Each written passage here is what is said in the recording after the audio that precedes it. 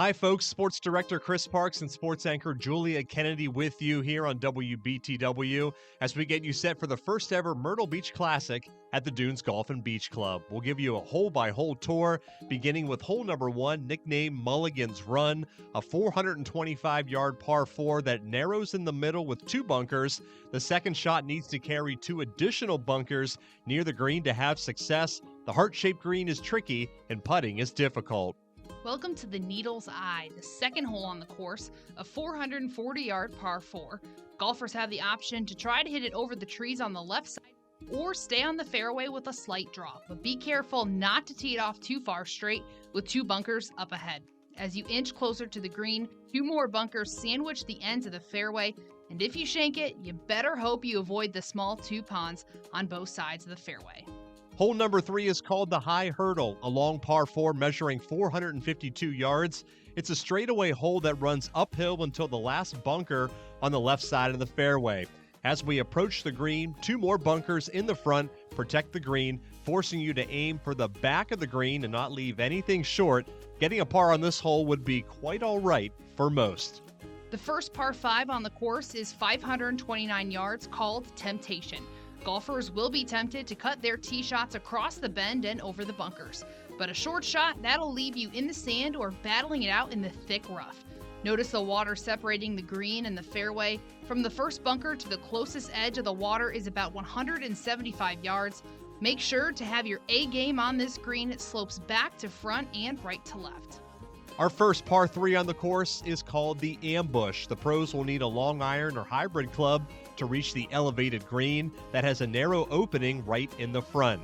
2 large and deep bunkers to the left and right will give fits to anyone who leaves their shot short. The toughest pin positions are in the back as the green runs away and sends balls towards the rough. The Devil's Bite represents the 6th hole, 465-yard par 4. This is not a hole that you want to hit a worm burner on. There's tons of thick grass that you need to hit over before you reach the fairway. There's lots of slopes within the fairway. Shots to the left of the green will road down a severe slope. The green itself is angled sharply right. The 7th hole was a 425-yard par 4 called the Turtle Back. This straightaway par 4 features a large bunker on the left side of the fairway. And as we get closer to the green, another one is smack dab in the front of the green, protecting any center pin placements. I believe I landed in that on media day. Clear that, and you have an opportunity to put a 4 on the scorecard. Large bunkers on the left side of the fairway will grab tee shots on the 538-yard par 5, the 8th hole called Winding Way. 3 more sand traps guard the green in the front to center, right, and left. On the front of the green, there are 2 large slopes that could make for some challenging putts.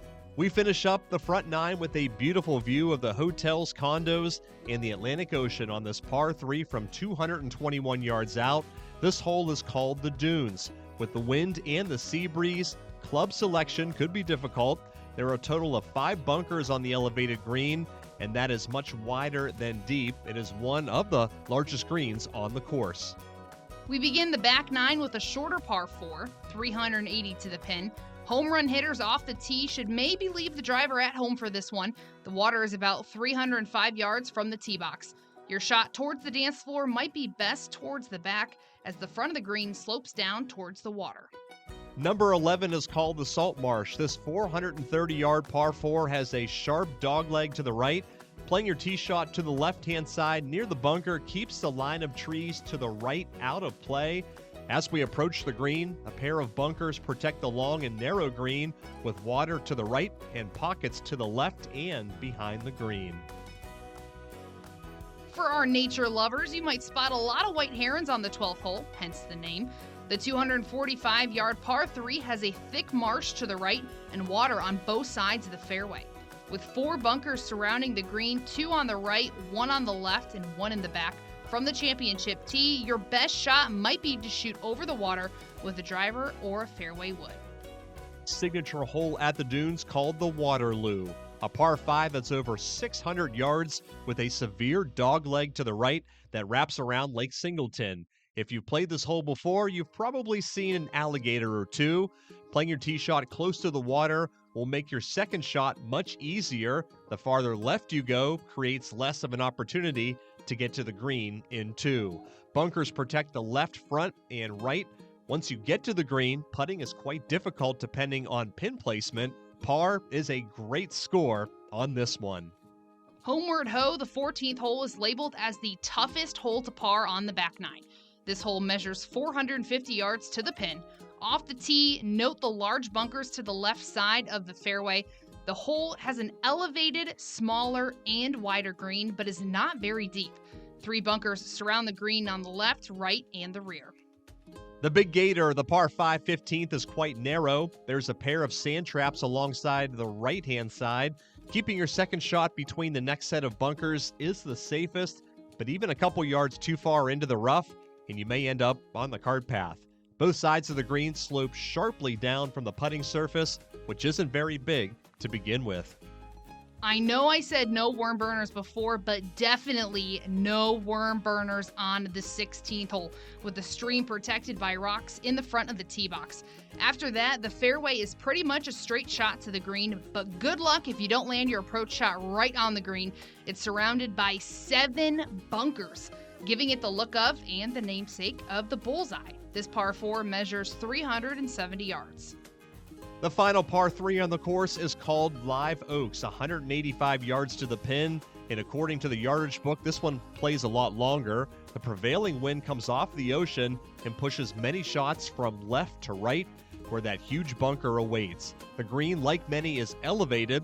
A solid shot given the right conditions and club selection could present some birdie opportunities.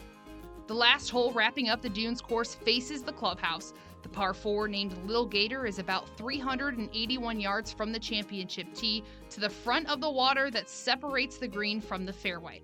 Be careful not to overshoot this one. The fairway starts to slope downhill towards the water from roughly 110 yards out. Bunkers protect the green on the left, right, and the rear. The first round of the Myrtle Beach Classic starts on Thursday, May 9th and runs through Sunday, May 12th. Count on coverage from News 13 to keep you updated on the latest happenings from the tournament.